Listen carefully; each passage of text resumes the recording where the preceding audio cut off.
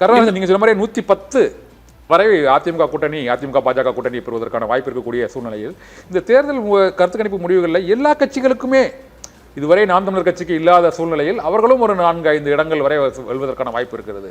தமிழக வெற்றி கழகமும் 25 இடங்கள், இதே போல அதிமுகவுக்கும் 110 வரை இருக்கிறது, இவர்களுக்கும் 145 இடங்கள்.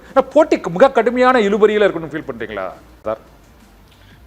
நிச்சயமா போட்டி கடுமையாக இருந்தது. 4 முனை போட்டியில் 4 போட்டியாளர்களுடைய தலைவர்களுக்கு கீழே சட்டமன்றத்துக்கு உறுப்பினர்கள் வருவது ஜனநாயகத்தில் நல்லது தான். யாரும் ஆளுங்கட்சிங்கிறது தான் இப்போ பிரச்சனை.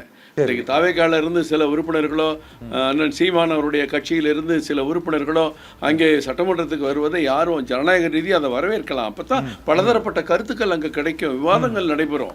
ஒரே கூட்டணி கட்சினா ஒருத்தர் எடுக்கிற முடிவு அந்த கூட்டணி கட்சிகள்லாம் எடுத்துருவாங்க, இன்னொரு கூட்டணி கட்சி எடுக்கிற முடிவு அந்த கூட்டணி கட்சியெல்லாம் எடுத்துருவாங்க.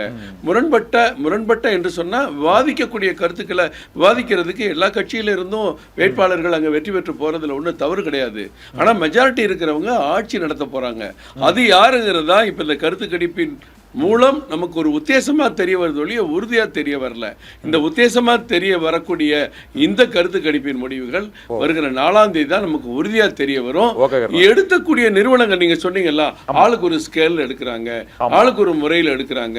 அப்ப ஆளுக்கு ஒரு ஸ்கேல் ஆளுக்கு ஒரு முறைனா யாரு என்ன முறையில் எடுத்தாங்கிறது நமக்கு இப்ப தெரியாது.